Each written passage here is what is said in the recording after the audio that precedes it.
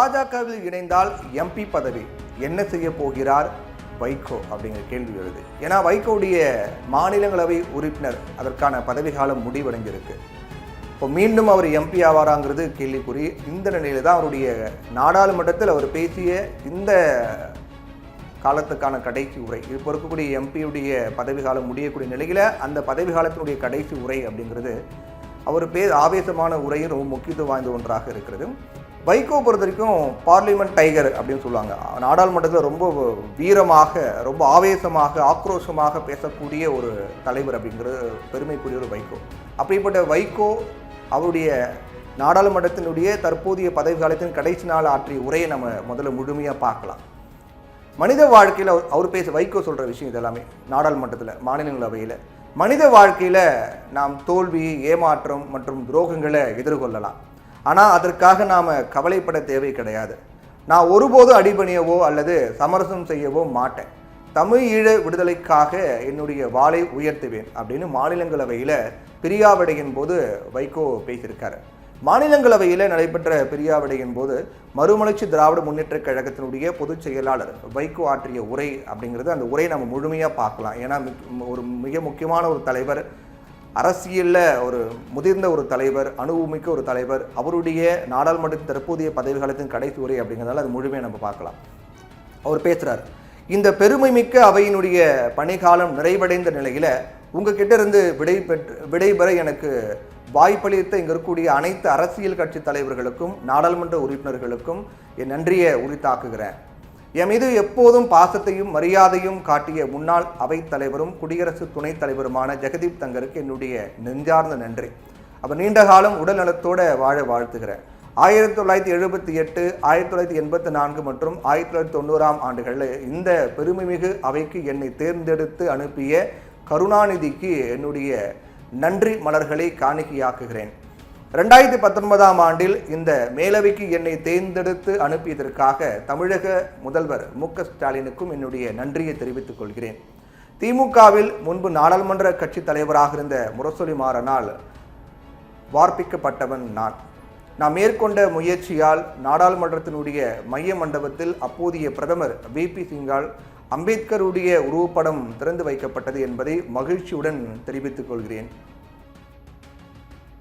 ஈழத்தமிழர்களுடைய துயரம் மற்றும் சிங்கள அரசாங்கத்தால் கொடூரமாக இனப்படுகொலை செய்யப்பட்ட ஈழத்தமிழர்கள் குறித்து 13 முறை கவன ஈர்ப்பு தீர்மானத்தை இந்த அவையில் கொண்டு வந்து உரையாற்றி இருக்கேன். இதன் தொடர்ச்சியாக 19 மாதங்கள் பொடா சட்டத்தின் கீழ் இந்தியாவிலேயே தடுப்பு காவலில் வைக்கப்பட்ட ஒரே நாடாளுமன்ற உறுப்பினர் நான் தான். விசா சட்டத்தின் கீழ் 12 மாதங்கள் தடுப்பு காவலில் வைக்கப்பட்டேன். மொத்தத்தில் நான் 5.5 ஆண்டுகள் சிறையில் அடைக்கப்பட்டிருக்கேன். பொடா சட்டத்தின் கீழ் எனது உணர்வுகளையும் நிகழ்வுகளையும் சிறையில் விரிந்த மடல்கள் அப்படிங்கிற தலைப்பில் ஒரு புத்தகமாக எழுதினேன். இந்த நூல் அப்போதைய பிரதமர் மன்மோகன் சிங்கால் செப்டம்பர் 3, 2004 ஆண்டு அன்று சென்னையில் வெளியிடப்பட்டது. பிரிவு என்றுமே மனவலியை ஏற்படுத்தக்கூடியது, மறக்க முடியாதது. இந்த புகழ்மிக்க சபையில் எதிர்க்கட்சி தலைவர் மல்லிகார்ஜுனா கார்கே, சோனியா காந்தி, நிர்மலா சீதாராமன், அஸ்வினி வைஷ்ணவ், ஹர்தீப் சிங் பூரி, டெரிக் ஓப்ரையன், ஜெயராம் ரமேஷ், ப. சிதம்பரம், ராம்கோபால் யாதவ், திக் விஜயசிங், திருச்சி சிவா, வில்சன், என்.ஆர். இளங்கோ, ஜெயா பச்சன், ஜான் பிரிட்டாஸ், மனோஜ்குமார் ஜா, சஞ்சய் சிங், தம்பிதுரை, சரத்பவார், தேவகவுடா, பிரியங்கா சதுர்வேதி, பைசல் கான் மற்றும் எனது அண்டை மாநிலமான கேரளா நாடாளுமன்ற உறுப்பினர்கள் ஆகியோருடைய மறக்க முடியாத உரைகளை கேட்கும் பெரும் பேறு எனக்கு கிடைத்தது. ஜான் பிரிட்டாஸ் மற்றும் மனோஜ்குமார் ஜா என் மீது பொழிந்த அன்பையும் பாசத்தையும் என்னால் ஒருபோதும் மறக்க இயலாது. எங்களுடைய மூவரையும் 3 துப்பாக்கி வீரர்கள் அப்படின்னு அழைத்தாங்க. இந்த சபையில் இருக்கக்கூடிய அனைத்து உறுப்பினர்களின் அன்பையும் நட்பையும் இந்த பணிகாலம் நிறைவடைந்த நிலையில் இழக்கிறேன் அப்படின்னு நினைக்கின்ற போது மனம் வேதனைப்படுகிறது. அடல் பிஹாரி வாஜ்பாய் பிரதமராக இருந்தபோது இந்திய பொதுத்துறை நிறுவனங்களில் நவரத்தின் விருது பெற்ற லாபம் ஈட்டக்கூடிய நெய்வேலி லிக்னைட் கார்ப்பரேஷன் பங்குகளை விற்பனை செய்ய மத்திய அரசு தீர்மானித்தது. நான் பிரதமரை அவரது இல்லத்தில் சந்தித்து 25 தொழிற்சங்கங்களுடைய வேண்டுகோள் மனுவை கொடுத்தேன். NLC எனது தமிழ்நாட்டில் உள்ளது என்று நான் அவர்கிட்ட சொன்னேன். 25,000 தொழிலாளர்கள் இந்த தொழில் நிறுவனத்தில் வியர்வை சிந்தி உழைத்து வராங்க. அதனால் இதை தனியார் மயமாக்கக்கூடாது அப்படின்னு வாதாடினேன். ஏற்கனவே கேபினட் அமைச்சரவை என்எல்சி நிறுவனத்தை தனியார் மயமாக்கணும் அப்படின்னு முடிவு செஞ்சிருந்தது. 2 அல்லது 3 நாட்களில் இது தனியார் மயமாக்கப்படும் அப்படின்னு பிரதமர் வாஜ்பாய் சொன்னார். மத்திய பிரதேசத்தில் ஒரு நிகழ்வில் மக்களிடையே வைகோ எனது வளர்ப்பு மகன் அப்படின்னு நீங்கள் சொன்னீங்க. நான் பிறந்த தமிழ்நாட்டிற்கு நான் ஏதாவது செய்ய வேண்டாமா? இந்த முடிவை தயவு செய்து திரும்ப பெறுமாறு நான் உங்ககிட்ட மன்றாடி கேட்டுக்கொள்கிறேன். பிரதமர் வாஜ்பாய் வழக்கம் போல கண்களை மூடிக்கொண்டு ஆழ்ந்த சிந்தனைக்கு பிறகு என்எல்சி தனியார் மயமாக்கக்கூடாது அப்படிங்கிற கருத்தை நான் ஏற்றுக்கொள்கிறேன். என்எல்சி தனியார் மயமாக்கப்படாது அப்படின்னு உறுதி கொடுத்தார். பிரதமரின் இல்லத்திலிருந்து ஒரு செய்தித்தாளுக்கு இந்த தகவலை நான் தெரிவித்தேன். மறுநாள் காலை அந்த செய்தித்தாளுடைய முதல் பக்கத்தில் அது வெளியிடப்பட்டது. தமிழக முதல்வராக அண்ணா இருந்தபோது சட்டமன்றத்தில் மும்மொழி கொள்கையை நாங்கள் ஏற்க மாட்டோம், தமிழ் மற்றும் ஆங்கிலம் மட்டுமே எங்கள் இருமொழி கொள்கையாக இருக்கும் அப்படின்னு அறிவித்தார். இன்னைக்கு கர்நாடகா, மகாராஷ்டிரா, மேற்கு வங்கம் அரசுகள் தமிழ்நாட்டினுடைய மொழிக் கொள்கையை பின்பற்றுகின்றன அப்படிங்கிறத எண்ணி மகிழ்ச்சி அடைகிறேன். மம்தா பானர்ஜியை என்னால் ஒருபோதும் மறக்க இயலாது.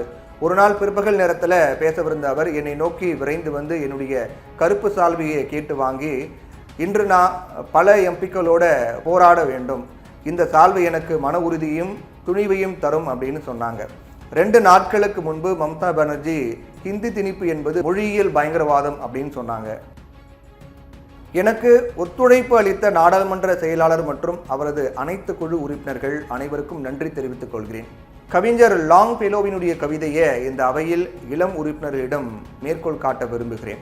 வரலாறு படைத்த மனிதர்கள் அடைந்த உயரங்கள் திடீர் விமான பயணத்தால் ஏற்பட்டது கிடையாது. அவருடைய சக தோழர்கள் தூங்கும் போதும் இவர்கள் இரவில் உழைத்து கொண்டிருந்தார்கள். அதனால் நீங்கள் கடுமையாக இரவு பகல் பாராது கண் துஞ்சாது உழைக்க வேண்டும், அதற்கான முயற்சிகளை மேற்கொள்ள வேண்டும். 1963 ஏப்ரலில் இந்த பெருமைமிகு அவையில் அண்ணாவினுடைய கன்னி பேச்சிலிருந்து சிலவற்றை மேற்கோள் காட்டுவது மிகவும் பொருத்தமானதாக இருக்கும்.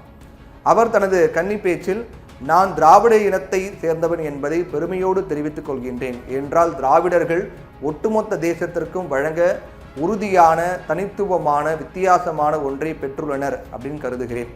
எனவேதான் நாங்கள் சுய நிர்ணயம் உரிமையை பெற விரும்புகின்றோம். எதிர்காலங்களில் ஒரு புதிய பாராட்டு உணர்வு ஏற்படும். தெற்கின் தேவைகள் மற்றும் கோட்பாடுகள் நன்கு புரிந்து கொள்ளப்படும். மேலும் எனது பெருமைக்குரிய திராவிட நாட்டிற்கு சுய நிர்ணயம் உரிமை வழங்கப்படும் அப்படின்னு தன்னுடைய மனித வாழ்க்கையில் நாம் தோல்வி, ஏமாற்றம் மற்றும் துரோகங்களை எதிர்கொள்ளலாம். ஆனால் அதற்காக நாம் கவலைப்பட தேவையில்லை. 1576 ஹால்தி காட்டி போரின் தோல்விக்கு பிறகு மகாராணா பிரதாப் சிங் பற்றிய அந்த பழங்கால மேற்கோளை நான் மேற்கோள் காட்ட விரும்புகிறேன். உலர்ந்த ரொட்டிகள் கிடைக்கும் அந்த நேரம் வரை, ஓடைகளில் தண்ணீர் கிடைக்கும் அந்த நேரம் வரை, நான் வளிமண்டலத்தின் காற்றை சுவாசிக்கும் அந்த நேரம் வரை என் சொந்த நிலத்திற்காக என் வாளை உயர்த்துவேன். இப்போது நான் ஒருபோதும் அடிபணியவோ அல்லது சமரசம் செய்யவோ மாட்டேன்.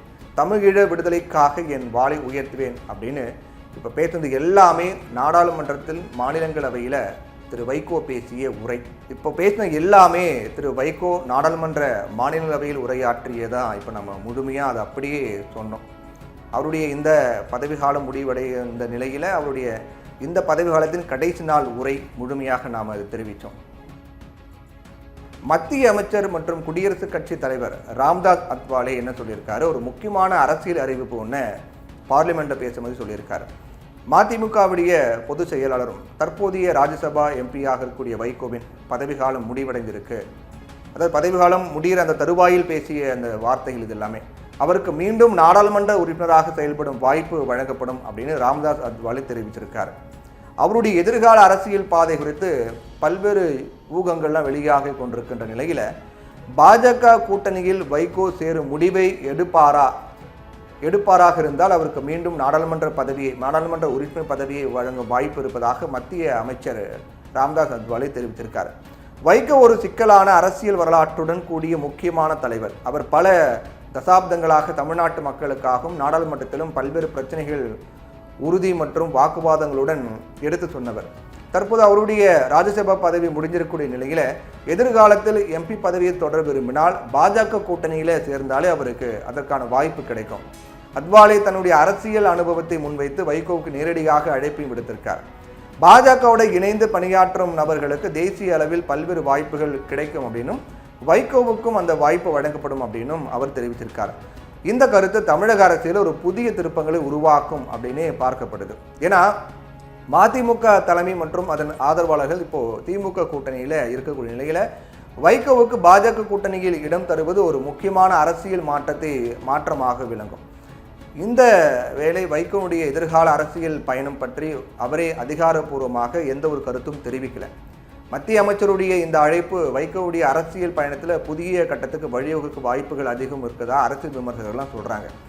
வைகோவுடைய எதிர்கால பாதை எப்படி அமையும் அப்படிங்கிறது எதிர்வரக்கூடிய நாட்களில் நமக்கு தெரிய வரும். அதனால ஏற்கனவே திமுக கூட்டணியில் இருக்கக்கூடிய கட்சிகள் அதிகாரம் ஆட்சியில் பங்கு கேட்பதாக சொல்லப்பட்டு வரக்கூடிய நிலையில இப்போ பாஜக கூட்டணி அமைச்சர் வைகோவுக்கு அழைப்பு விடுத்திருப்பது அப்படிங்கிறது கூடுதல் பரபரப்பு அரசியல் ஏற்படுத்தியிருக்கிறது.